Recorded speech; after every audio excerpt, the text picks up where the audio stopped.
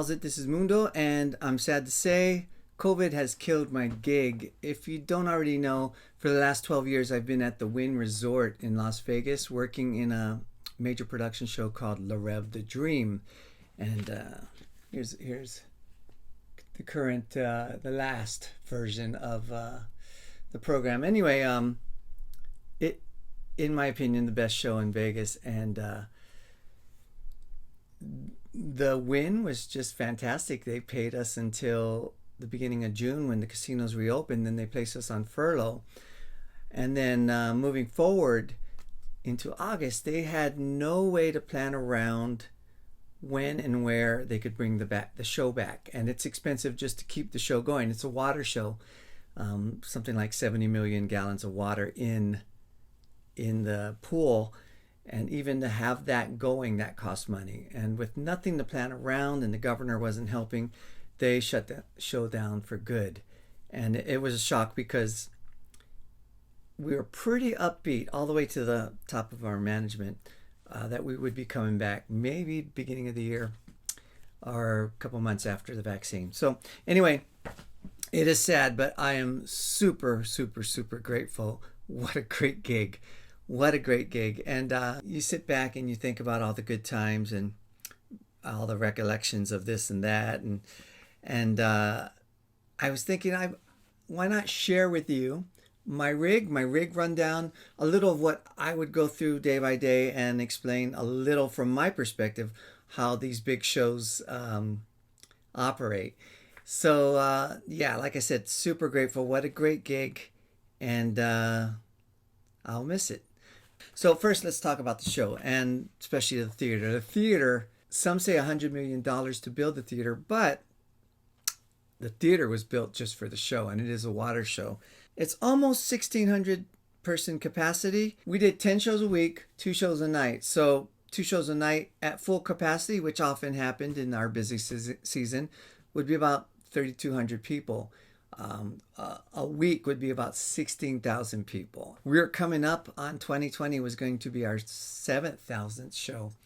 And every year the show would get voted as the best show in Las Vegas, and it was only getting better. There's a full-time artistic team that was on property there every night, and we were always working on making the show better. According to this, our last program, there was 82 performers, 7 musicians, and within those performers, there are dancers, generalists, which is gymnasts, and synchronized swimmers. A lot of these people, especially the synchronized swimmers, they've been in the Olympics. When the American synchro team won a medal, the bronze, I actually got to hold one of those, and that was kind of cool. Closest I'll ever see to a medal. There's our synchro team.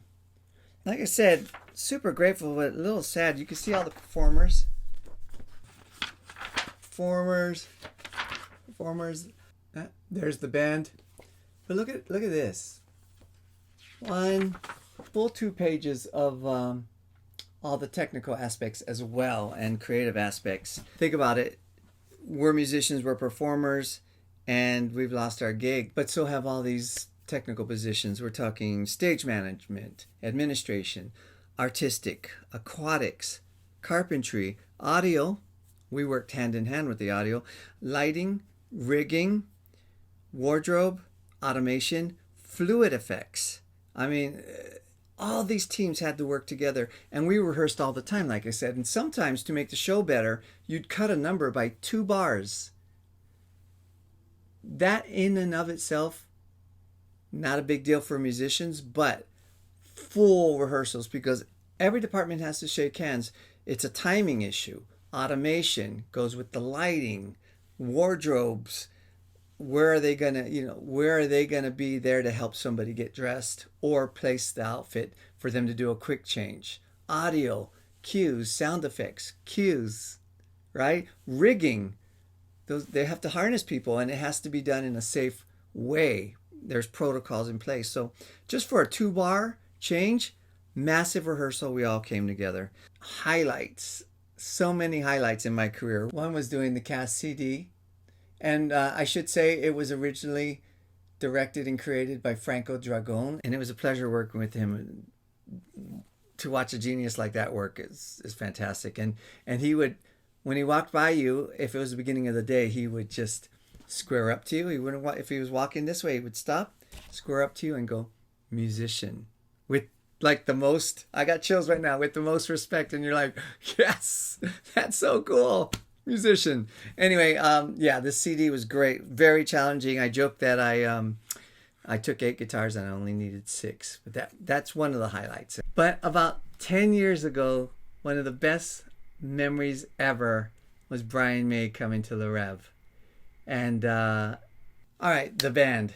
These guys are incredible musicians. We had a sound check every day at 5:30. So maybe for the keyboard players, they show up at 5:30, reach behind their keyboards and turn them on if they weren't already turned on by the audio team. But I would have to get there a little earlier, tune all the guitars, change batteries. No big deal. But every day at 5:30, we had a sound check. This is us in front of the theater. And it's 7 musicians, 2 singers, 5 instrumentalists. Here's me, of course. Here's our musical director, Tyler Williams. He's the bass player as well. Our keyboard 2, Robbie Wingfield. He handled all the, probably loosely. He loosely handled all the non-piano playing stuff and maybe like a cello solo. But he also did all the Ableton and the programming that might have to do with us in automation or us in audio team. So this guy was working hard. Angie Ragon is our singer. Christine Hudman, our other singer. Alex Stopa, Dr. Alex Stopa. Angela Chan is our piano player, keyboard 1. Loosely, she did most of all the piano parts. But she's also our assistant band leader. And that's what they would call the musical director in this show. But a great team of people. I can't wait to work with them again. All right, so here's a panel of the theater, and it's really dark. Without it being lit up, when we come in, it's this dark. And you'll notice there's 3 booths, and these are where the musicians are. They're called Befois, corporate entertainment. There was so much information coming my way when I got the job, as well as having to learn the music, that I named it the taco stand because I didn't have a name for it. So this is my taco stand here. The last picture you saw, we came walking in this direction. In this booth here is our musical director, Tyler Williams, and he played bass, and the drummer's in there as well. Everything's direct for us, and the drummers are playing an electronic kit, but even hitting that kit makes noise, so he's within a plexiglass cage inside this cage. Over here, which we called 12 o'clock, by the way, so this would be 4 o'clock, 12 o'clock, 8 o'clock, and that's how everybody communicated. Down here would be 4 o'clock, 12 o'clock, 8 o'clock, making their entrances. And if you made an entrance from the water, same way. And then above, it was another 2 or 3 different worlds up there for rigging and lighting and automation, and they would still communicate that way. So this was a clock grid for us. Okay, so bass and drums here. Over here we had the 2 keyboardists, and over here we had guitar, and then the 2 singers would kind of have their area here, but during this last iteration of the show, they'd be out singing in the audience, and when they weren't singing, they'd be in there with me. Like I said, it's really dark, and during the show, these booths are fairly dark as well, and there's so much action. There's so much action happening down here and above you for the audience that they're really not doing their job if there's any focus on us. So you can see us, but really you shouldn't be looking at us because there's things going all the way. But just to give you an idea of how dark it is. All right, this is a picture from years ago. This is a keyboard 2 area.